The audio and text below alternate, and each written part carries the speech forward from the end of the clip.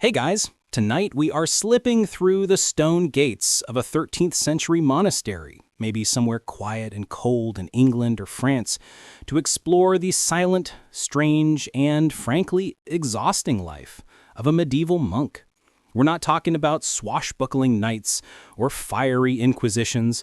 We're diving into the sheer mundane weight of pious repetition, the true boredom that kept the medieval world turning.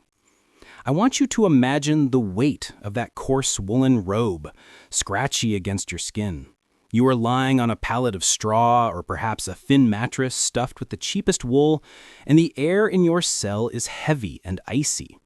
The only light comes from a tiny single candle stub, or maybe just the moon slanting through a narrow, unglazed window. You are asleep, and the silence is absolute, almost painful. It's the kind of silence that amplifies the frantic flutter of your own heart. Then, the silence is violently shattered. A deep, sonorous bell tolls through the stone corridors. It's midnight, maybe 2 a.m. It is the call to Matins, the first of the 8 daily prayer services. You have maybe 30 seconds to reorient yourself and rise. If you linger, you might be publicly called out by the abbot later. And trust me, you probably won't survive the deep spiritual shame that follows. Your day has just begun, and it is entirely devoted to the Opus Dei, the work of God. Every minute is structured. Every act is a prayer. You are here to keep the spiritual engine of the world running, and you cannot be late. Your job begins in pitch darkness. You fumble for your cowl, your fingers stiff with the cold. There's no heating in these drafty stone buildings, certainly not in your private cell, or cubicle, as they were sometimes called. The temperature difference between your breath and the ambient air is enough to make a small fog with every exhale. This absolute focus on spiritual warmth over physical comfort was central to the monastic life. It was a self-imposed penance designed to remind you that the soul, not the body, was paramount. This leads us to a crucial mainstream historical fact. The monastic day was universally structured around the divine office, 8 specific times for prayer known as the canonical hours, beginning with Matins and ending with Compline. These 8 services dictated the sleep, work, and eating schedule of every monk across Western Europe. Now, for a quirky or fringe tidbit, because the monks were required to sing or chant matins in the dark, and they obviously couldn't light a lot of expensive candles, some monasteries had a highly specialized role for one man, the waker. His sole job was to wander the dormitories and cloisters, carrying a small staff or lantern, gently nudging anyone who had overslept or who had fallen asleep during the long, early services. He was essentially the medieval monastery's most highly trained, quietest alarm clock, a human snooze button replacement. You, however, are now awake, fully stiff, and moving out of your cell. The floor is cold, unforgiving stone. You try to move quickly, but the thick, heavy wool of your robe makes movement slow and deliberate. It's designed to slow you down. It's a physical reminder of humility. You are now part of a slow, silent river of humanity shuffling toward the church. Historians still argue whether the severity of the rules, specifically the strict poverty and chastity, was truly practiced by the majority of monks, or if it was more an ideal that faded into minor compromises over time, especially in wealthier abbeys. As you trudge along, you remind yourself that you freely chose this life. You promise poverty, chastity, and obedience. You are now about to pay that bill, 3 hours before the sun even thinks about rising. So, before you get comfortable, take a moment to like the video and subscribe, but only if you genuinely enjoy what I do here. If you're nodding off, drop your location and local time in the comments. I'd love to know where you are as you listen to this history of quiet devotion. Now, dim the lights, maybe turn on a fan for that soft background hum, and let's ease into tonight's journey together. The great church doors swing inward. The stone is slippery with condensation from the night air, and the smell inside the main abbey church is a deep, intoxicating blend of old incense, cold stone dust, and beeswax. It's an ancient, complex smell that instantly settles your spirit. As you file in, you are intensely aware of the requirement of absolute, unbroken silence. This silence is not just the absence of sound, it is a spiritual discipline, a constant internal effort to quiet the worldly chatter of your mind. You are moving as one, a shadow army dedicated to the divine. You find your place in the choir stalls. These stalls are often narrow, uncomfortable wooden benches, sometimes with small ledges called misericords, literally mercy seats, which you can lean against during the extremely long prayer sessions. However, leaning too much is cheating. The entire posture of the monk, the kneeling, the standing, the slow, deliberate movements, is part of the penance. It's the physical taxation that keeps the mind from drifting into dangerous, non-pious thought. If you think your legs hurt now, wait until you've been standing, chanting complicated psalms from memory for over an hour in the dead of night. The Matins service itself is long, tedious, and profoundly serious. It consists mainly of singing the psalms, from memory, 150 of them in a week usually, interspersed with lengthy readings from Scripture or writings of the early Church Fathers. The entire service is sung, which helps keep the concentration, though not always the melody, intact. A mainstream historical fact here is that it was the Benedictine monastic order, founded by Saint Benedict of Nursia, whose rule became the standard organizational document for almost all Western European monasteries, dictating the schedule, vows, and daily life for over 1,000 years.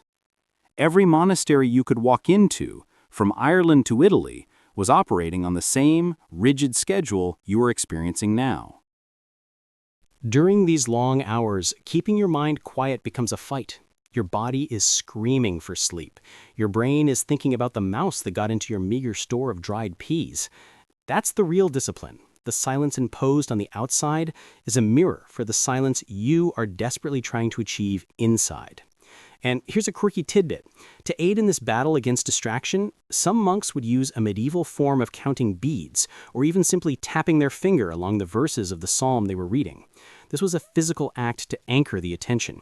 It was a discreet, almost fidget spinner-like move, centuries before its time, to try and keep the mind fixed on the Latin text in front of them. It was a fight against the dreaded sin of acedia, a spiritual weariness or listlessness that was considered particularly dangerous to monks. The chanting continues, rising and falling in the vast, dark space. The sound, while beautiful, is also monotonous. It is designed to be hypnotic. You look around at the shadowy faces of your brethren. Are they focused? Are they also silently counting the minutes until lauds, the next service?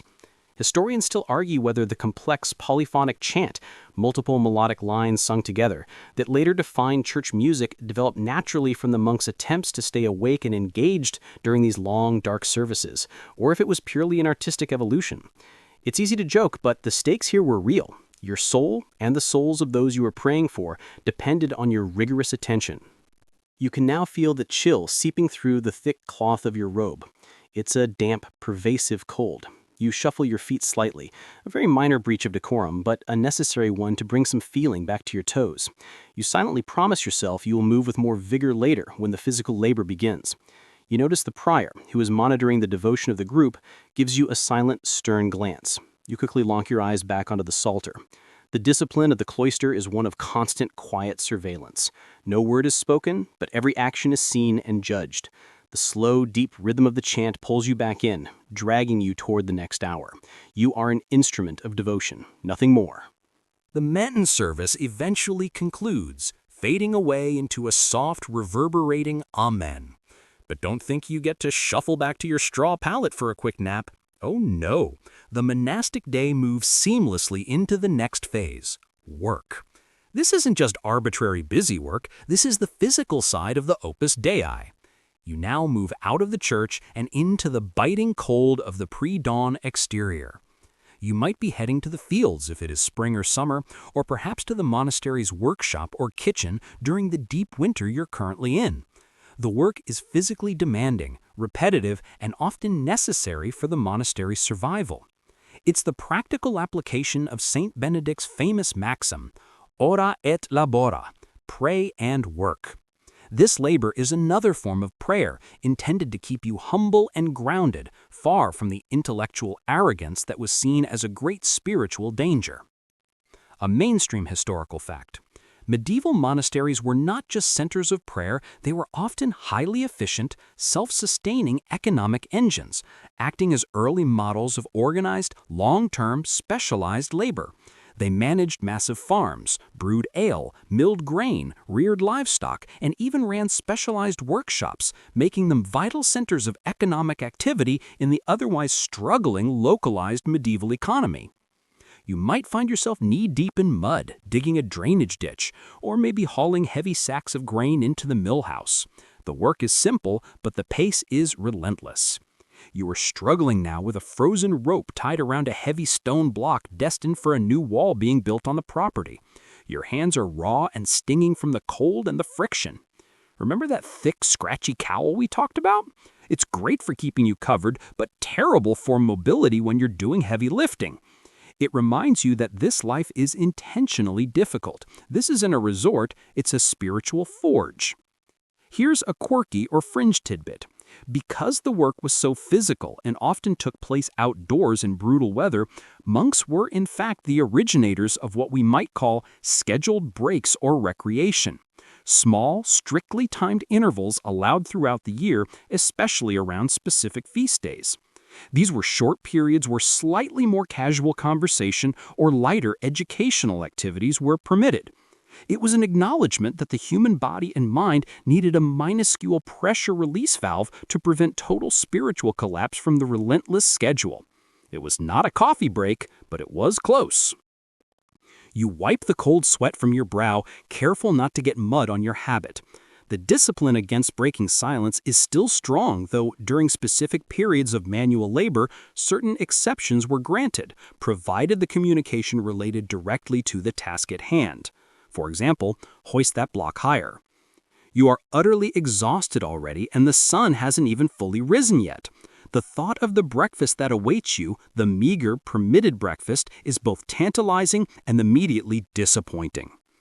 Historians still argue whether the amount of manual labor undertaken by monks increased or decreased significantly after the 11th century, as many abbeys became wealthier and started relying on lay brothers, conversi, or paid servants to handle the most arduous work. Some scholars suggest that in the later Middle Ages, the average monk was far more of a scholar and administrator than a field hand, though in a poorer, more rural monastery like this one, you certainly wouldn't know it. Your back aches with the reality of your current vocation. You finish hauling the stone to its destination, your breath clouding heavily in the cold air. And you finally hear the distant call that signals the end of the first work period and the start of the next service, lauds, which precedes breakfast. The brief moment of physical exertion is over, replaced by the requirement of spiritual exhaustion. The transition from the icy, physically demanding work of the courtyard or field to the warm, albeit sparse, environment of the refectory, the dining hall, is a welcome physical relief, even if the strictures of monastic life are only amplified here. As you move from lauds, the second prayer service, to the morning meal, often the first significant meal of the day, sometimes called prandium, you carry the exhaustion of the cold night and the heavy labor. The refectory is a long, vaulted hall, sparsely decorated. You line up silently, waiting for the abbot or prior to enter, which signals the beginning of the ritual. The rule here is the most difficult one for many: absolute silence. Not only are you forbidden to speak to your brethren, you cannot even make eye contact, which might lead to unholy or non-pious thought. You file into your designated seat at the long table, the wooden bench hard beneath you. The meal itself is, by modern standards, incredibly bland and minimal. A mainstream historical fact is that the monastic diet was strictly regulated by the rule of Saint Benedict, demanding abstinence from the flesh of four-footed animals, meat, except in cases of serious illness, meaning the diet consisted heavily of bread, beans, eggs, fish, vegetables, and ale. You are likely looking at a bowl of thin pottage, a thick soup or stew made of grains and vegetables, perhaps a chunk of hard bread that you struggle to tear with your stiff fingers, and maybe some weak ale or water. Everything is served in carefully measured portions. Gluttony is a mortal sin, and enjoying your food too much is seen as dangerously close to it. The most defining feature of the refectory meal, however, is the lack of conversation. Instead of talking, you are required to listen. As the meal begins, one monk, usually designated as the reader, climbs into the elevated pulpit or lectern and begins reading aloud from Scripture, hagiographies, the lives of saints, or the martyrology, the daily calendar of saints and martyrs. You are not allowed to interrupt. You cannot ask for more bread. You cannot even cough too loudly. If you need something essential, perhaps a pinch of salt or a ladle of water, you must communicate it entirely through the elaborate system of hand signs, or signa, that we will talk about later. Here is a quirky tidbit. One of the approved signa used in the refectory was for wine or ale, often involving making the shape of a horn with your hand or touching your ear and wiggling your finger, since the drink often came from the cellarer, the monk responsible for the cellar. Using these signa was necessary to maintain the vow of silence, but they also created a silent, almost theatrical communication system that sometimes led to small, unintentional, and quickly suppressed bouts of amusement, which was immediately followed by crushing guilt. You chew slowly, focusing on the texture of the coarse bread, trying to absorb the sound of the Latin readings. The voice of the reader is a calming, monotonous drone, which is perfect for encouraging a post-meal nap, a nap you absolutely cannot take. Historians still argue whether the refectory readings were primarily intended for spiritual edification, or if they were a practical mechanism to enforce the strict silence by filling the auditory void where conversation would otherwise naturally occur. It was a sophisticated form of sensory deprivation, designed to keep your focus strictly inward on the state of your soul. You finish your portion. You scrape the bowl clean. Waste is another deadly sin. You are satisfied, but certainly not full. The discipline of the body continues even after the fast.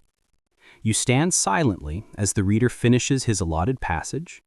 As you file out, your energy levels are low, but the expectation of more work, now moving from physical labor to intellectual labor, looms large. The morning has been a continuous cycle of rising, praying, working, and eating, all governed by the bell and the rule. You now trudge toward the Scriptorium, the heart of the monastery's intellectual life. If the fields were the place of physical discipline, the Scriptorium is the crucible of mental exhaustion. It is here that the great task of preserving knowledge falls entirely upon your weary shoulders. The time is now mid-morning. You have already been awake for 6 or 7 hours, dealing with cold, singing, and heavy lifting. Now you must achieve the near impossible, highly focused, meticulous, artistic labor. The Scriptorium is usually a long, well-lit hall, sometimes situated above the chapter house or near the chapter garden to maximize the limited daylight. Light is your most precious yet rarest commodity. You sit at a narrow desk called a pluteus, which is angled to hold the parchment upon which you will write. You dip your quill into the inkhorn, which holds ink made from soot or from oak galls, and you lean over your current task, the copying of a sacred text, a philosophical treatise, or maybe even a history. This work demands incredible precision and patience. You are not just writing, you are recreating an artifact. A mainstream historical fact is that monastic scriptoria were the primary engines for the preservation of Western literature, both sacred and classical, throughout the early Middle Ages, effectively acting as the world's libraries and publishing houses. Without the monks' dedicated silent labor, much of ancient Greek and Roman thought would have been lost entirely. You are a silent guardian of civilization. The work is slow. You measure lines, rule margins, and carefully form each letter, mindful of the cost of the materials. Parchment, made from treated animal skins, usually calf or sheep, was incredibly expensive. It could take the skins of dozens of animals to produce a single large Bible. An error is not merely an inconvenience, it is a financial and spiritual setback. You lean closer, your eyes burning from the early morning's lack of sleep and the strain of the tiny details. Every stroke is a prayer. Here is a quirky or fringe tidbit. Because the work was so tedious and physical discomfort was high, you couldn't fidget and your back was killing you, many monks would write colophons, short, often humorous or grumpy notes, at the very end of the manuscript, hidden away from the main text. These colophons might complain about the cold, the poor quality of the parchment, or even the pain in their fingers. One famous colophon read, "As the sailor longs for harbor, so the writer for the last line." This small, secret expression of exhaustion was their only permitted break from the crushing piety. The greatest risk in the Scriptorium is not making a grammatical mistake, but committing the sin of distraction, allowing your mind to wander, resulting in a transcription error that could corrupt a sacred text. You are constantly battling the urge to simply close your eyes. You dip the pen again. Your concentration is absolute, yet fragile. Historians still argue whether the rise of the Scriptorium's importance in the 9th and 10th centuries led to a decline in the monks' general fitness and physical health, as the labor shifted from farming and building to sedentary, intellectual work. You certainly feel the lack of sleep weighing heavily right now, wishing you were hauling stones again just to move your frozen limbs. But you must continue. The rule is the rule. You must finish your daily quota of transcribed lines, ensuring every dot and every illumination is perfectly rendered. The only sound is the faint scratching of your quill and the gentle turning of parchment. Your silent labor in the Scriptorium is eventually interrupted by the bell, the signal for the third and fourth prayer services, terce and sext. These are shorter, more manageable services than Matins, designed to mark the mid-morning, terce, and midday, sext. The structure of your life, remember, is entirely dependent on the canonical hours, which act as a constant, gentle, yet inescapable reminder of your vow of perpetual devotion. You carefully clean your quill, cap your ink, and cover your parchment to prevent dust or light damage. The precision required for this simple task is second nature now. You rise, stiffly, and follow the flow of monks back into the abbey church. The air is slightly warmer now. Perhaps even a brief strip of sunlight is falling through the high, arched windows. This slight warmth is a luxury, a fleeting moment of natural comfort you quickly try to ignore. The recitation of the Psalms and the short readings during terce and sext serves to break up the long workday, but more importantly, to sanctify the time itself. You are reminding yourself and God that the work you perform, the writing, the farming, the brewing, is not for worldly profit, but for divine glory. A mainstream historical fact is that the scheduling of the canonical hours was rooted in ancient Jewish and Roman traditions of prayer at specific times of the day, for example, the 3rd, 6th, and 9th hours after sunrise, which the Church adapted to create a structured Christian day. The debate about these hours wasn't about if they should be said, but how. This brings us to a complex point, the difference in monastic practice. While all Western monks generally followed the rule of St. Benedict, various reform movements and subsequent orders introduced slight variations. We're thinking primarily about the Cistercians, for example, who were famously stricter and more ascetic than the older Benedictine houses. Historians still argue whether the Cistercians, in their zeal for a return to the pure Benedictine rule, actually made the daily schedule more exhausting, especially in their insistence on less elaborate music and often longer periods of manual labor, thus intensifying the physical strain on the monks. Your monastery, perhaps leaning toward the older Benedictine tradition, allows for slightly more complex chanting, which, while beautiful, requires more effort and focus. Here's a quirky tidbit. The precise timing of these services was often determined not by a modern clock, which didn't exist in a reliable, portable form, but by the position of the sun. The monastery employed a monk, sometimes called the horologer, to use a sundial, an hourglass, or even just trained observation of the shadow line in the cloister to know exactly when to ring the bell for each service. This made the monastic schedule entirely dependent on the seasons and the weather. A cloudy day could throw the whole timeline into a subtle chaos. During the quiet chanting of sext, the thought of your next meal, the pittance, a small supplementary meal often taken mid-afternoon, or sometimes a special small luxury, is the only thing keeping your stomach from rumbling loud enough to break the decorum. You are constantly fighting the animal urges of the body, hunger, fatigue, and the need for warmth with the spiritual armor of piety. You reflect on the sheer commitment this life requires. You are not just living in the world, you are living against it. Following sext and the midday meal, which was likely another small serving of pottage and bread, the next phase of the afternoon begins. This often involves more work, maybe administrative tasks, tending to guests, a duty of charity explicitly mandated by the rule, or a return to the silent, scratching toil of the Scriptorium. Before diving back into intellectual labor, you're afforded one brief period of communal activity that breaks the silence in a peculiar way, the visit to the lavatorium. The lavatorium was the washing room, usually a stone trough fed by a fresh water source, often located in the cloister garden. Since personal hygiene was not a daily luxury but a necessary precaution for health and community living, monks were required to wash their hands and often their faces before and after meals, and certainly before engaging with the precious manuscripts in the Scriptorium. This brief communal moment, however, was still governed by strict rules of silence and decorum. A mainstream historical fact, medieval monastic orders, particularly the Cistercian, were pioneers in advanced hydrological engineering, designing complex systems of aqueducts, drains, and washhouses, lavatoria, to ensure a reliable supply of fresh, running water for both sanitation and powering mills. These systems were far more sophisticated than anything outside the major urban centers of the time. You are benefiting from a highly organized technological marvel just to wash your hands. You feel the freezing water sting your raw, chapped hands.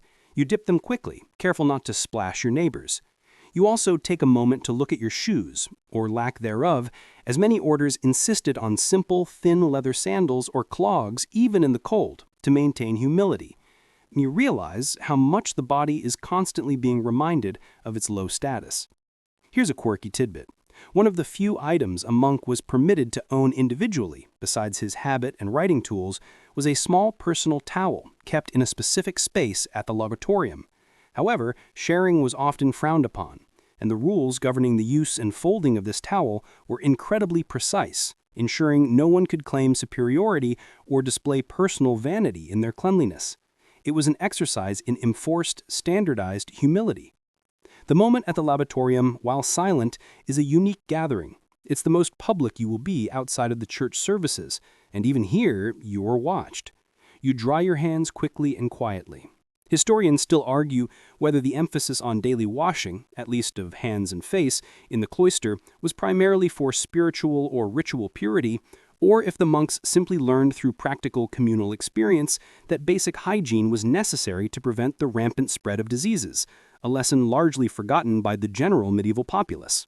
Regardless of the motivation, you feel briefly refreshed, the cold water stinging the fatigue away for just a few precious minutes.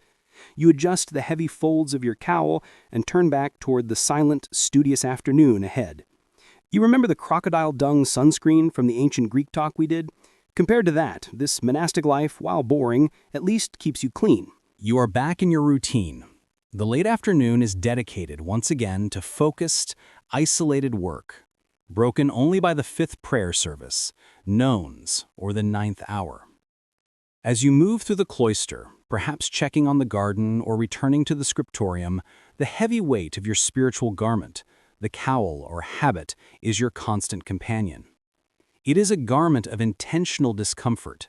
It is typically made of coarse, undyed wool, sometimes white, sometimes black or gray, depending on the order. It is long, heavy, and bulky, requiring great care in its movement. This is intentional. The cowl is not just clothing. It is a symbol of your death to the secular world and your rebirth into a life dedicated to God. A mainstream historical fact.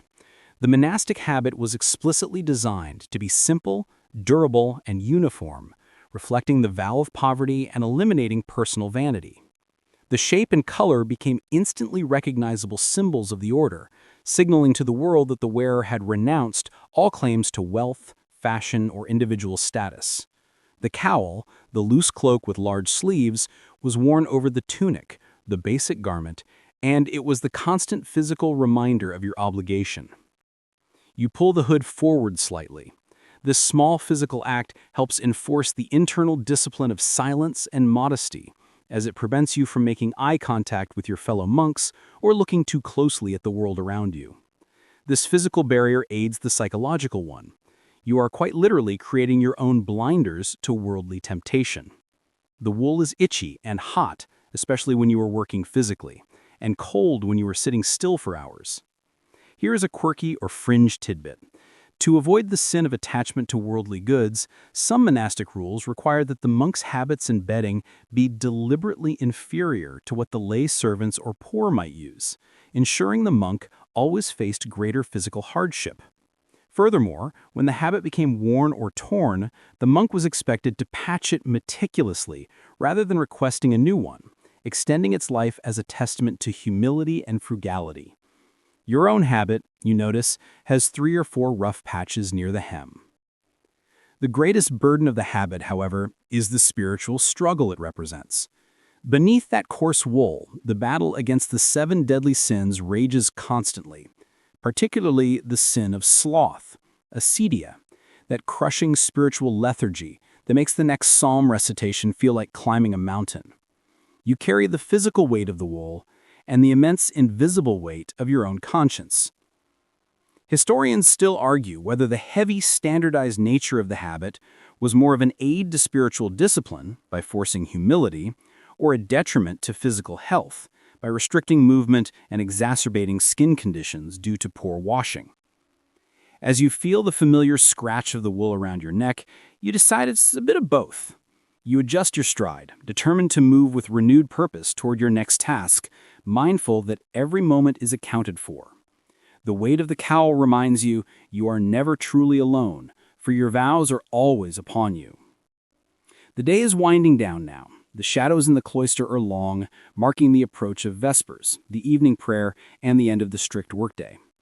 Before the final prayers and the journey to bed, you must navigate the most subtle and fascinating aspect of your community life, the secret vows of silence and the signa system.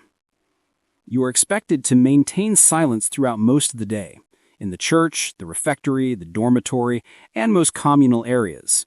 But monks are still human. You need to request tools, ask for help with a heavy book, or signal that you need to visit the infirmary. If you were to speak, you would violate the vow and risk correction or even public penance. This necessity led to the highly elaborate and surprisingly logical system of monastic sign language known as the signa. A mainstream historical fact is that the signa system developed as an extensive, codified vocabulary of hand gestures, sometimes numbering in the hundreds, specifically designed to bypass verbal communication while fulfilling the monastic obligation of silence. These were not random gestures, they were formal signs taught to every novice. Imagine you are in the Scriptorium and your quill tip breaks. You need to signal for a new one. The sign for a quill might involve holding 2 fingers together and making a writing motion. The sign for ink might involve dipping your finger into the palm of your other hand. The sign for fish, which was a common meal item, remember, often involved fluttering your hand like the tail of a swimming creature. It was a silent, graceful ballet of communication. Here is a quirky or fringe tidbit. Because the signa were developed organically over centuries in different houses, there were often significant regional variations. For example, the sign for bread at one German abbey might have been to form a circle with your fingers, like the shape of a round loaf, while at a French abbey, it might have been touching your stomach and making a chewing motion. This meant that when monks traveled between monasteries, they sometimes needed a sign language dictionary to understand their hosts, leading to unintentional, highly silent comedy. The skill required to use the signa fluently, without drawing attention to yourself or using too many gestures, was high. You had to convey complex requests with minimal movement. This internal discipline, the constant filtering of thought into silent physical action, was another means of quieting the mind and preventing the idle chatter that led to sin. It forces you to be deliberate about every interaction. Historians still argue whether the widespread use of signa across different orders represented a loophole that allowed for too much communication, thus compromising the spirit of the vow of silence, or if it was the only practical way for large, complex institutions to function without outright breaking the rule. As you quietly sign for a replacement piece of parchment, you feel the strain of the day, the need for simple human verbal interaction. But you successfully repress it. The silence holds. The sun is setting. The day's labors are finally done. You have copied your lines, you have prayed your nons, and the final service of the day, Vespers, sunset prayer, is complete. You now prepare for the service that truly signifies the end of the conscious day and the return to the cold, welcome embrace of your cubicle, Compline. Compline is the shortest and most intimate of the canonical hours, traditionally recited just before the monks retire for the night. The light in the church is fading entirely now, and the few remaining candles cast long, dancing shadows. The service begins with a request for divine blessing upon your rest, often containing the beautiful hymn Te lucis ante terminum, to thee before the close of day. The tone is hushed, reflective, and deeply soothing. A mainstream historical fact is that Compline traditionally ended with the singing of a Marian antiphon, a hymn dedicated to the Virgin Mary, like the Salve Regina, which served as the monastery's final official act, offering a calming, protective prayer for the community's rest. This transition from the structured, strenuous day to the vulnerability of sleep was sanctified by entrusting the community to Mary's care. You kneel for the final prayers. You reflect on the entire day, the early morning chill, the tedious scratching of the quill, the strict silence of the refectory. You mentally scan your own spiritual performance. Did you succumb to acedia? Did you let your mind wander during Matins? Did you judge your brother during the lavatorium? This brief, personal examination of conscience is encouraged before sleep. It is the final act of clearing the internal slate. Here is a quirky tidbit. After Compline, the community would participate in the Great Silence, known as Silentium Magnum. This was the period from the end of Compline until prime, the first hour after sunrise, during which absolutely no verbal communication was permitted. Even the signa were often discouraged. The monk was meant to transition directly from prayerful reflection to silent rest, ensuring the mind was not disturbed by worldly thoughts before sleep. Breaking the great silence was one of the most serious infractions.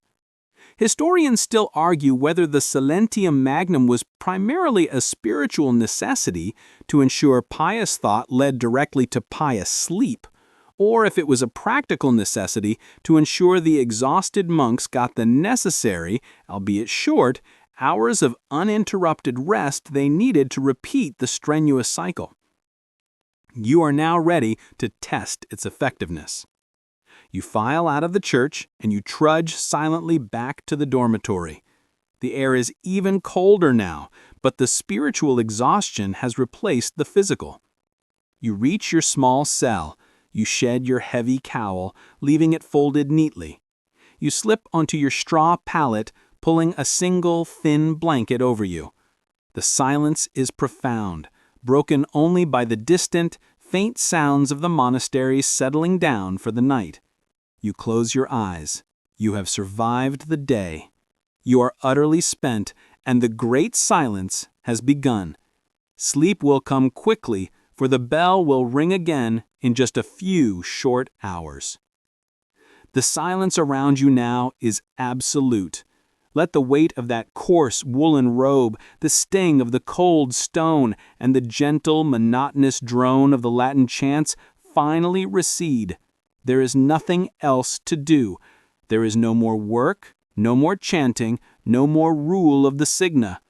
You have carried the immense weight of the Opus Dei for an entire day, and now, finally, the obligation is lifted. Allow the sound of the bell to fade into a memory, a soft, distant echo.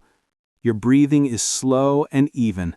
The world outside, the worries of the past, the tasks of the future, they are all far away now, locked outside the heavy oak door of the dormitory. Just rest now. Let the silence be your blanket, and the long, slow, boring rhythm of history cradle you deeply into sleep.